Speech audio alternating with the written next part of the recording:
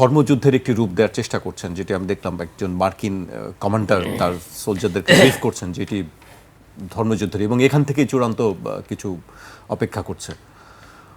এই ধর্মটাকে টেনে আনা কেন? দেখেন, এটা একটা ভবিষ্যৎবাণীকে কেন্দ্র করেই মূলত সেটা কি এখনই শুরু হয়ে যাবে? মানে এটা ওনারা হয়তো অনেক আলামত দেখে ওনারা বলতে পারেন, এটা যে কেউ বলতে পারে। আল্লাহ রসুল সাল্লাল্লাহু আলাইহি ওয়াসাল্লাম যখন কোনো ভবিষ্যৎবাণী করেছেন, সাহাবা ইকরাম মনে করতেন এটা মনে হয় এই যে আর কয়েকদিন পরেই হবে, কিন্তু সেখান থেকে 1400 বছর হয়ে গেছে। আমরাও যখন শুনি তখন মনে হয় আর মনে হয় বেশি বাকি নেই, কিয়ামত খুব অত্যাসন্ন, এটাই তো মনে হয়েছে। তো এই জায়গা থেকে যে কেউ এরকম প্রেডিকশন করতেই পারে।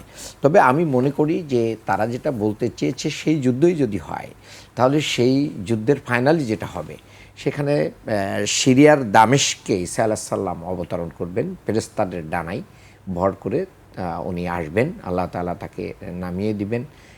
সেখান থেকে কিন্তু যুদ্ধ শুরু হবে। এখানে দাজ্জালকে হত্যা করা হবে। কিন্তু এখন দাজ্জাল কে বা কারা, তা এই শক্তিটা হচ্ছে ইসরায়েলের সাথে কিন্তু সম্পৃক্ত, দাজ্জালের যে শক্তিটা থাকবে।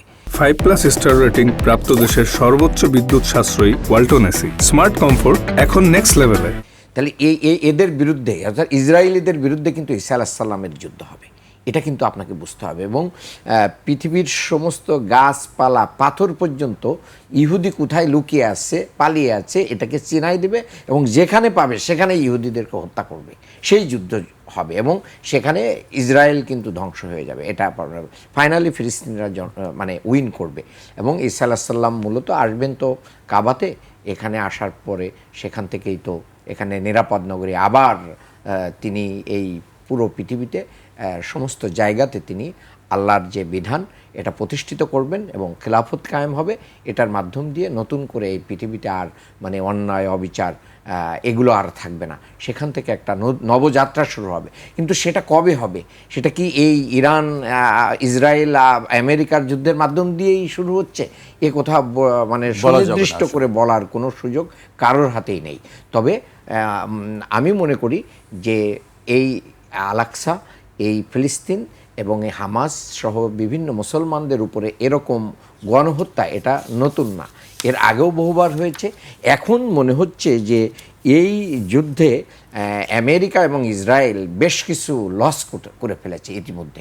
এখন লস করে এটাকে রিকভারি করার জন্য এটাকে একটা ধর্মযুদ্ধের রূপ দেওয়ার জন্য চেষ্টা করতেছে। সেখান থেকে এক ধরনের ধর্মীয় নেতাদের মানে কি পেতে চাচ্ছেন, কৃপা পেতে চাচ্ছেন। সেই কৃপার মাধ্যম দিয়ে তারা মানুষের কাছে তুলে ধরতে চাচ্ছেন, তাদের নিজেদের জনগণের কাছে, যে না, আমরা মূলত এটা একটা ধর্মযুদ্ধই করতেছি।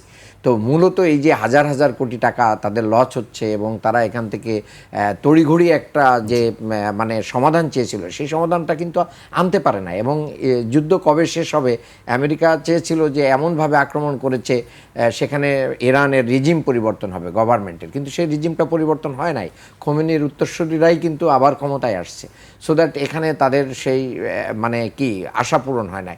একইভাবে ইরানের পাশে তারা মনে করেছিল গালফ কান্ট্রি, আরব কান্ট্রিগুলো সবাই শেষ হয়ে যাবে এখান থেকে, কিন্তু ইরান অব্যাহতভাবে আরব কান্ট্রিগুলোর যে সমস্ত জায়গায় ঘাঁটি ছিল আমেরিকার, সেই ঘাঁটিগুলোতে আক্রমণ করলো। ওই জায়গা থেকে কিন্তু ইরানে কোনো আক্রমণ করা হয় নাই। এটা কিন্তু একটা বড় পাশাপাশি রাশিয়া এবং চায়না সেখানে, এবং কোরিয়া, উত্তর কোরিয়া, তারা কিন্তু আবার ইরানের পাশে দাঁড়িয়েছে।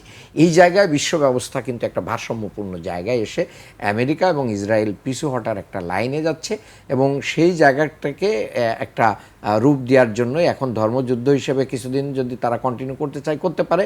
আর ফাইনালি যদি সেই যুদ্ধে হয়, সেই যুদ্ধে আমি মনে করি সেই যুদ্ধ যখন আসবে, সেই যুদ্ধে মুসলমান যারা ইমানদার তারা অবশ্যই এই ইহুদিদের বিপক্ষে থাকবে, এটা নিশ্চিত করেই বলে দেওয়া যায়।